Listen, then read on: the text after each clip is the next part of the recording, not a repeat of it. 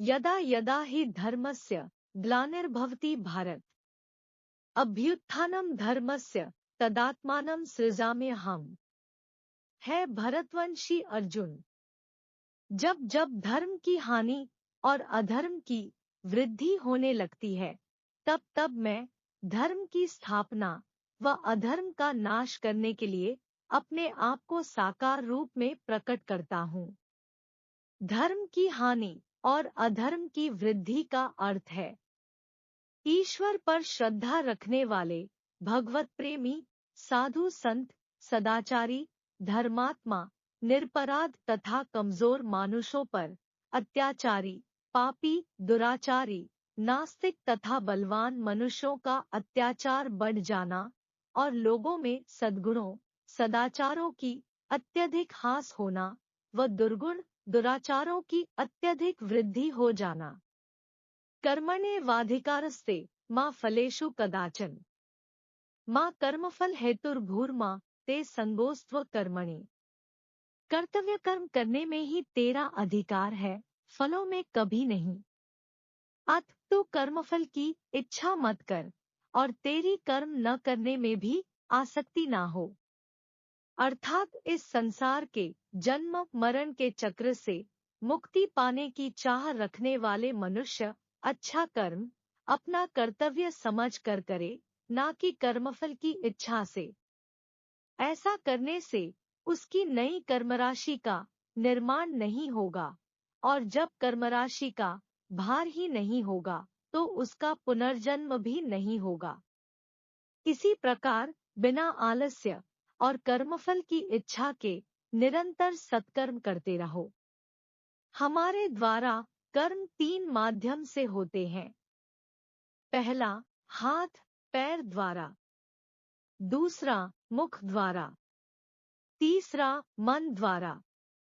कर्म की व्याख्या बहुत ही विस्तृत है, इस पर मैं एक अलग वीडियो बनाऊंगा।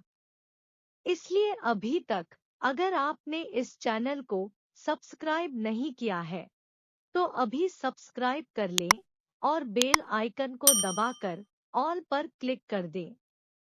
अर्जुन बोले, स्थितप्रज्ञस्य का भाषा समाधिस्थस्य केशव स्थितधियः के प्रभाषेत किमासीत व्रजेत किम। हे केशव, परमात्मा में स्थित स्थिर बुद्धि वाले मनुष्य के क्या लक्षण होते हैं? वह स्थिर बुद्धि वाला मनुष्य कैसे बोलता है, कैसे बैठता है और कैसे व्यवहार करता है? श्री कृष्ण बोले, दुखेष्वनुद्विग्नं नाः सुखेषु विक्तस्पृहा वीतराग भय क्रोध स्थित धीर मुनि रुच्यते। दुखों की प्राप्ति होने पर जिसके मन में उद्वेग नहीं होता और सुखों की प्राप्ति होने पर जिसके मन में स्पृहा नहीं होती तथा जो राग भय और क्रोध से सर्वथा रहित हो गया है, वह मननशील मनुष्य स्थिर बुद्धि वाला कहा जाता है। अर्थात दुख और सुख दोनों में एक समान रहना। दुख आने और प्रतिकूल परिणाम मिलने पर न दुखी होता है, सुख आने और अनुकूल फल मिलने पर अपना काम बनने पर भी खुश नहीं होता है।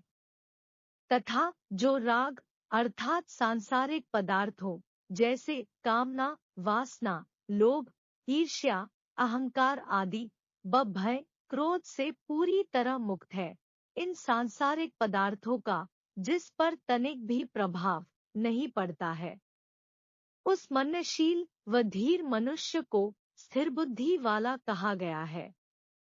यामिमा पुष्पितां वाचा प्रवदन्त्य विपश्चिता वेद वादर्ताः पार्थ नान्यदस्तीति वादिना कामात्मानः स्वर्गप्रा जन्म कर्म फलप्रदाम् क्रिया विशेष बहुला भोगैश्वर्यक्ति प्रति। हे पृथानंदन, जो कामनाओं में लिप्त हो रहे हैं, स्वर्ग को ही श्रेष्ठ मानने वाले हैं।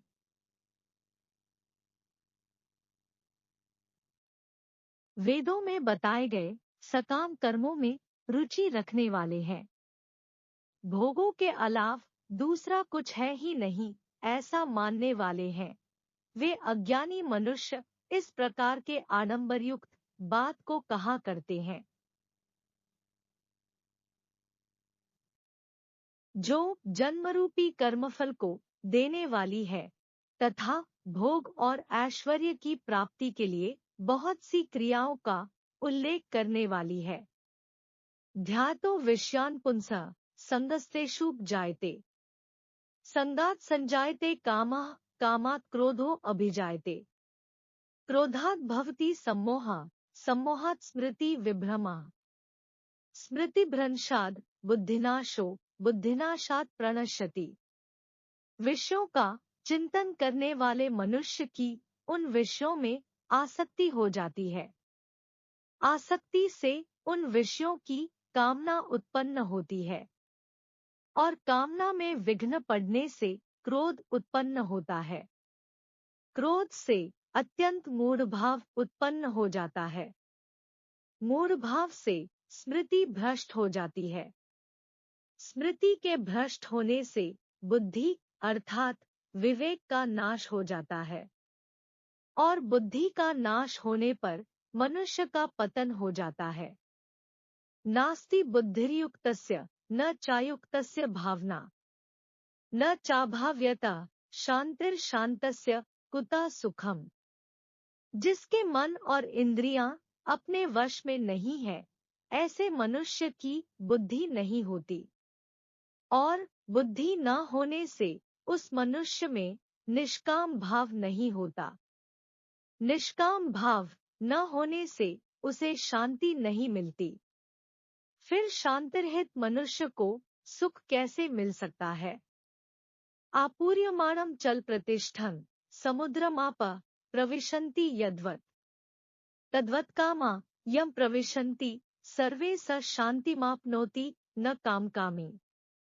जैसे संपूर्ण नदियों का जल चारों ओर से जल से परिपूर्ण सागर में आकर मिलता है, लेकिन सागर अपनी मर्यादा में स्थित रहता है, ऐसे ही संसार के सभी प्रकार के भोग पदार्थ जिस जितेंद्रिय मनुष्य को बिना विकार उत्पन्न किए ही मिल जाते हैं, वही मनुष्य अखंड शांति को प्राप्त होता है, भोगों की इच्छा वाला नहीं। इंद्रियाणि मनोबुद्धिरस्याधिष्ठान मुच्यते, एतैर्विमोह यत्येष ज्ञानमावृत्य देहिनम्। इंद्रियां, मन और बुद्धि कामना के निवास स्थान है। यह कामना इन इंद्रियों, मन और बुद्धि के द्वारा ज्ञान को ढककर देह पर अभिमान करने वाले मनुष्य को अपने वश में रखती है।